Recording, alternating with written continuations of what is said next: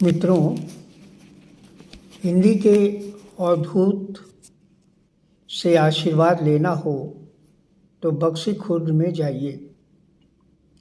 वह रचना धर्मिता की धूनी रमाए विभिन्न साहित्यिक मनीषियों के मध्य बैठा आपको सम्मान का प्रसाद जरूर देगा। उसके प्रसाद को पाकर पुरोधाओं का जीवन धन्य हो जाता है। अब आपको जानकारी दे दूं कि इस हिंदी के अवधूत का नाम डॉक्टर राजकुमार शर्मा है।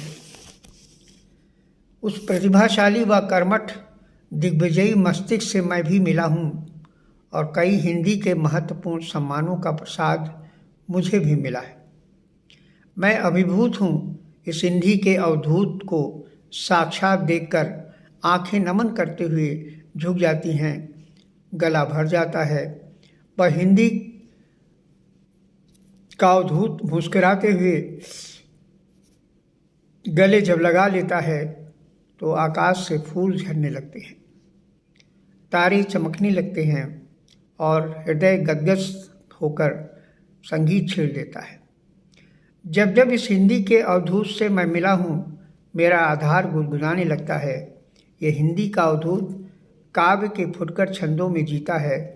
प्रधान संपादक, सहायक संपादक, साहित्यिक सहायक, अनेक संस्थाओं के संयोजक, पत्रकार, स्मरण लेखक, सद्गृहस्थ संत जैसी अनंत सीढ़ियाँ चढ़ता हुआ 90 पार कर रहा है। चंचल किरणें छा गईं कण कण के गतिमान, चंचल किरणें छा गईं कण कण है गतिमान, अवसर लेकर आ गया अवधूत नवल बिहान। फिर से देखिए, चंचल किरणें छा गईं कण कण है गतिमान, अवसर लेकर आ गया अवधूत नवल बिहान। हिंदी अवधूत डॉक्टर राजकुमार शर्मा जैसे संत ने कई ग्रंथों की अलकावलियों के कलात्मक रूप को जीवंतता दी है, जिसमें महाकवि निराला का संस्मरण, रावण की निगाहें, कहानियाँ तथा कथा है, देवता नहीं हूँ मैं, कविताएं, गीत, गज़ल, मुक्तक है, मुक्तक शतक, मुक्तक संग्रह, अमर शहीद सरदार भगत सिंह, गेय जीवनी बाल खंड काव्य, अमर शहीद चंद्रशेखर आज़ाद, गेय जीवनी बाल खंड काव्य, मरुस्थली के पहरेदार नाटक है। हिंदी के साहित्यकारों की ज़िंदगी बहुत सहज हो जाती है जब हिंदी के कर्मठ नायक समझदार होने के साथ साथ चलने लगता है। पग पर सम्मान के सितारे जड़ना और अनंत ब्रह्मांड में गायत्री मंत्र जैसा सुविख्यात करना, अलंकरण के आलेख को स्वाभिमानी व्यक्तित्व साबित करना बस एक अवधूत ही कर सकता है। ये प्रयागराज की महिमा मंडित नगरी का अवधूत सबको हिंदी का इतिहास पुरुष बनवा कर राष्ट्र को गौरवान्वित करता है। ऐसे अवधूत के संपर्क में आना प्रयागराज तीर्थ का स्नान है, जन्मों जन्मों की गलत धारणा का समापन है। मैं भी इस अवधूत के चरणों में बैठकर अपने अहंकार को विलीन होते हुए अनुभव किया। वो कहते हैं कि जो मेरे संपर्क में आएगा उसे सम्मान का प्रसाद दूंगा। आपके पितामह पंडित कन्हैया लाल मिश्र प्रभाकर तथा पिता श्री जगदीश प्रसाद मिश्र हिंदी साहित्य कुल परंपरा के ऋषि थे। संपूर्ण परिवार को साहित्यिक और सांस्कृतिक बिहान विरासत में मिला था, तो ऐसे ऋषियों के पुत्र क्यों न अवधूत हों। हिंदी भाषा और साहित्य ने त्याग और स्नेह की गरिमा प्रदान कर हम सब के लिए बक्शी खुर्द को हिंदी का तीर्थ स्थल बना दिया। जब तक हम सब हिंदी के साहित्यकार वहाँ नहीं जाते, हमारा अनुष्ठान पूर्ण नहीं होता है। इसी पूर्णता को प्राप्त करने के लिए हिंदी के रचनाकार,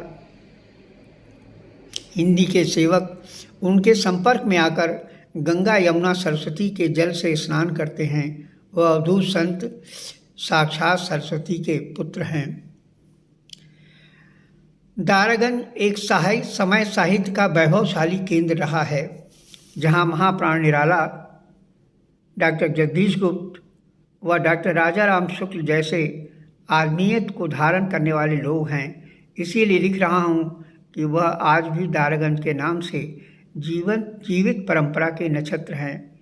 दारागंज में महाप्राण निराला जी की मूर्ति के सामने से जाने वाली सड़क जो नागबासुकी तक ही जाती है कि एक गली में साहित्यिक ऋषि केंद्र बिंदु हिंदी अवधूत डॉक्टर राजकुमार शर्मा भी रहते हैं।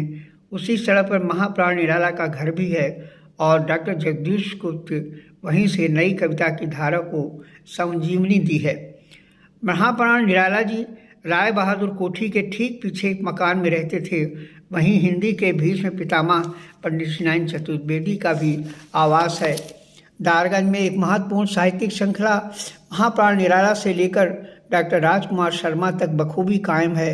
मैं अक्सर डॉक्टर जगदीश गुप्त के यहाँ जाया करता था तो मेरा एक पड़ाव डॉक्टर शर्मा का घर भी था।